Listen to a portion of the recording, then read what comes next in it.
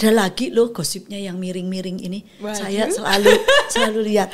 Karena pramugari biasa gosipnya sama yang menerbangin. Itu bener nggak sih?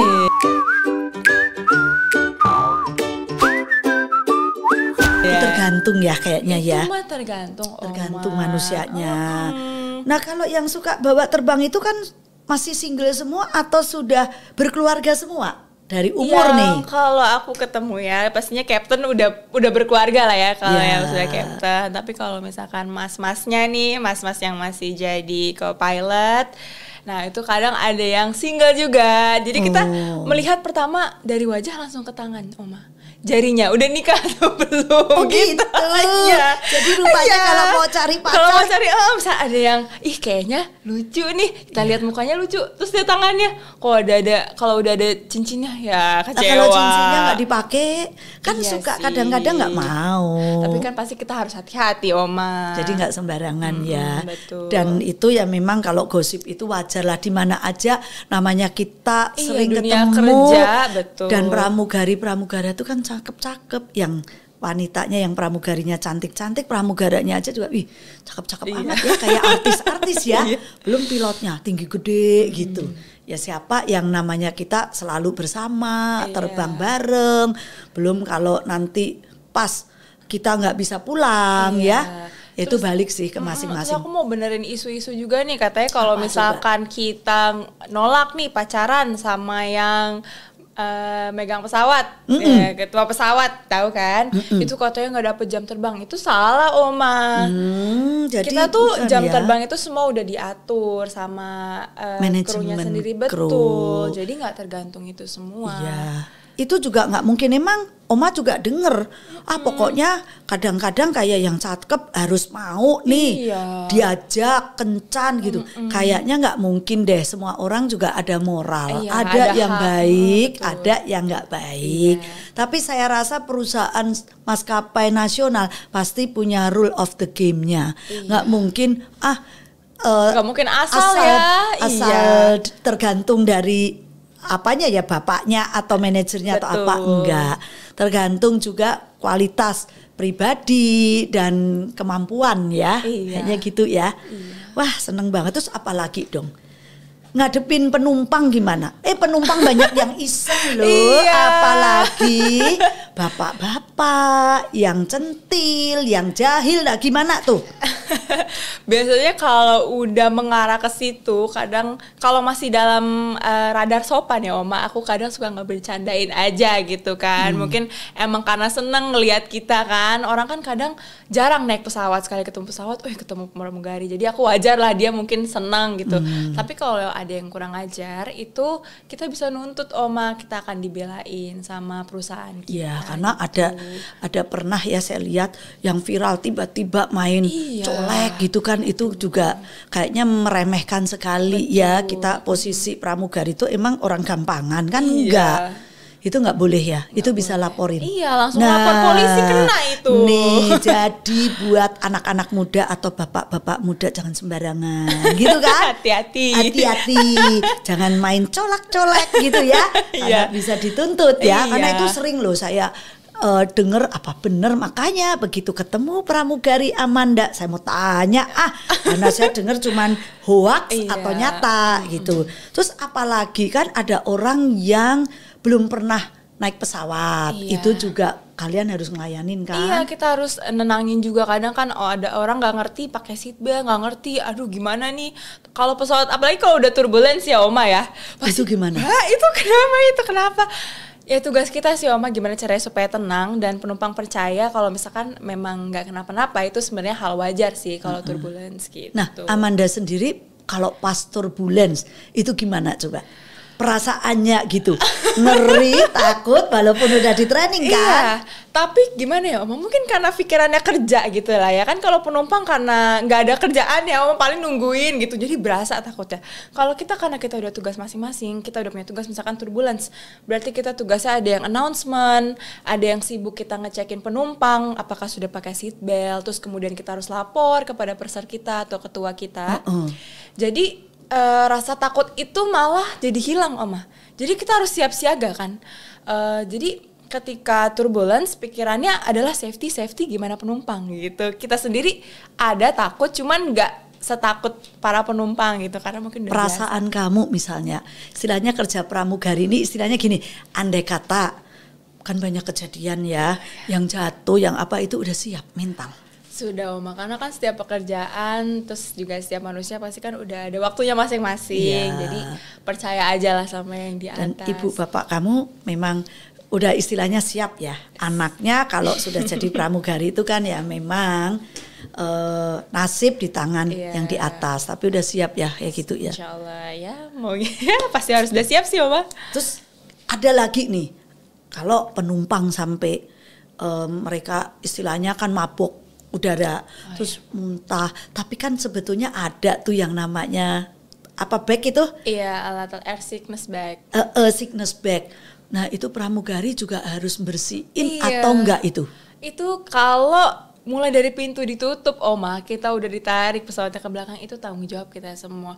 Mau penumpang misalkan maaf ya muntah atau misalkan toiletnya kotor nih, bersacara itu kita yang harus bersihin Oma.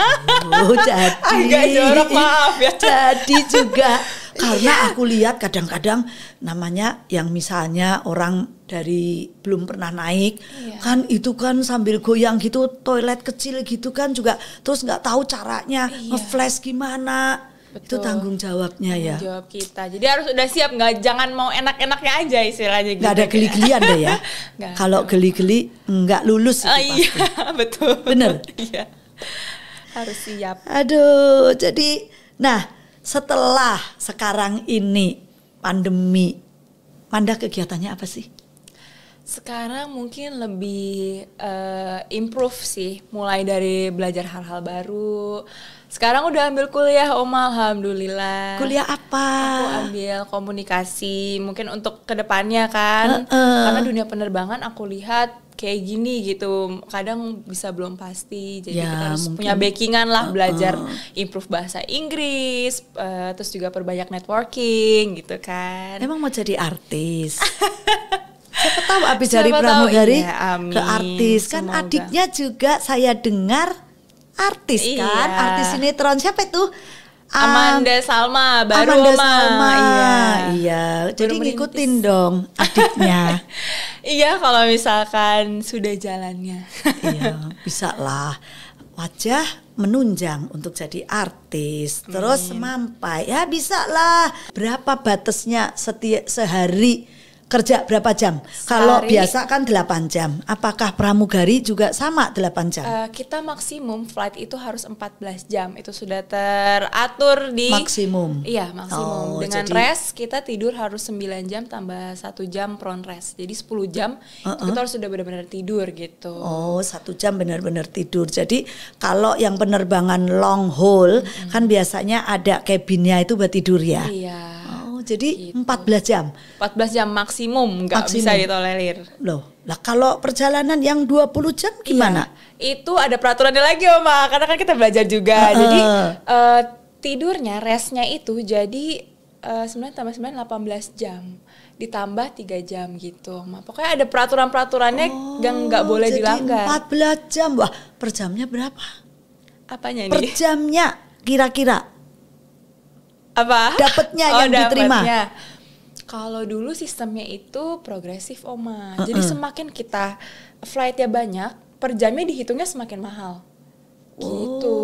Misalkan kalau misalkan flightnya cuman dapat berapa puluh jam nih, nggak nyampe 50, mungkin bisa 100 sampai 200. Kasih bocoran dong per jamnya berapa? Siapa tahu nanti cucuku ada yang mau per jamnya aja. Kalau misalkan udah nyampe 90, itu 1 jamnya bisa 500.000 per jam. Wow. Kalau 14 jam bayangin sehari bisa terbang segitu. Lah kalau sebulan terbangnya 30 kali nggak mungkin ya. Iya, mungkin pasti kan kita perlu tidur capek. Nggak 30 kali kan, ya 25 lah biasanya 25 kali. Bisa nggak sebulan? Kita kayak orang kerja kantoran aja sih, liburnya sebulan 8 hari. Oh, Jadi Sabtu Minggu Ya, istilahnya ya. gitu. Cuma kan kita wah kenceng dong kalau bener-bener udah senior, pantesan pramugari itu istilahnya tajir ya udah nggak ini. Nah terus setelah tiba-tiba pandemi ini gimana ya? Aku sedih loh. Sama Kalian yang muda-muda gitu. Makanya, jadinya kalau misalkan, makanya aku bilang kan kalau kita flight sebisa mungkin kita tabung karena dunia penerbangan ini kita nggak tahu ke depannya seperti apa. Jadi kita harus punya usaha sampingan lah Oma buat pegangan kita sendiri. Sekarang mau usaha apa nantinya? Mau buka apa, restoran, buka warung gitu? Iya, apa? Yang penting buat makan sehari-hari aja mengisi, sih Oma. Iya, kegiatan. Wah, luar biasa lagi. Terus apa yang kurang lebih pengalaman apa sih yang mau dibagikan ke ini teman-temanmu yang masih muda nih, cucu-cucu Oma yang memang pengen jadi pramugari? Ayo coba sharing pengalaman apa lagi yang tadi kita udah bahas, apa yang kurang buat Amanda tambahin untuk supaya cucu-cucu ini aku mau loh nanti jadi pramugari, dan tanya ke Amanda apa coba. Mungkin ini ya Oma, sebelum kita daftar kita tuh harus banyak belajar dulu nih tentang perusahaan yang kita mau apply. Oh gitu. Iya, udah harus baca-baca, udah harus tahu bandara-bandara. Terus juga kita harus nggak cuma knowledge, tapi kita harus prepare body kita. Karena kan pramugari itu lebih banyak ke fisikal ya. Kita kerja di atas harus kuat nahan tekanan udara kan, kita berlawanan.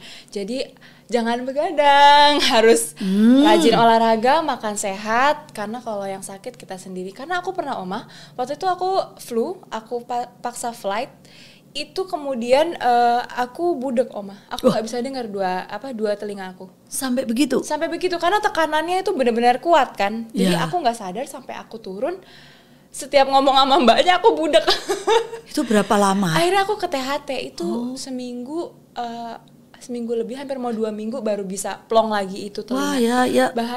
Bahaya dong. Iya. Terus dipanggil nggak tahu harus ini, padahal harus kan denger, nanti suara apa nggak tahu kan. Iya kan, bahaya kan ya Oma. Jadi kita juga harus perhatiin kesehatan, knowledge, terus juga harus jiwa melayaninya sepenuh hati. Nggak boleh pramugari berarti tidak boleh dugem. Boleh?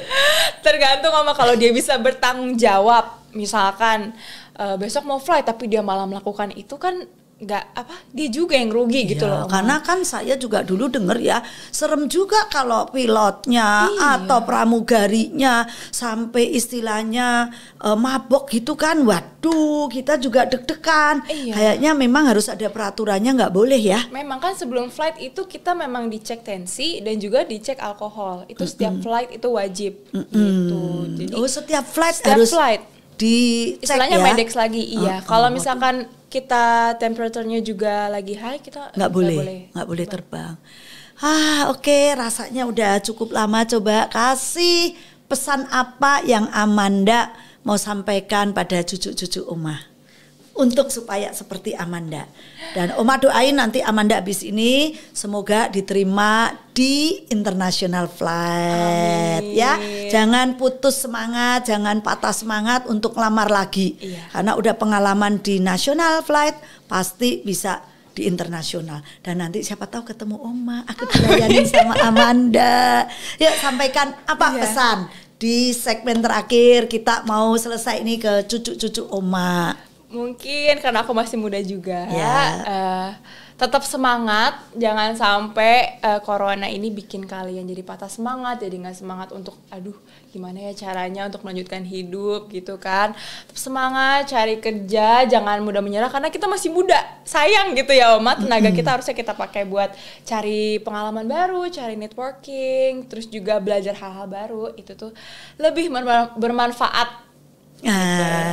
Bener, harus mencari kegiatan yang bermanfaat pada saat sekarang ini supaya dan lebih meningkatkan meningkatkan karir, meningkatkan masih muda, sayang Oma, pengalaman, pengetahuan. Coba diminum dulu Oma, haus nih. Lagi ayo minum. Jadi apa lagi yang mau disampaikan, ayo. Satu patah kata nanti buat cucu-cucu Oma. Sambil minum ya, soalnya ini kehausan. Iya.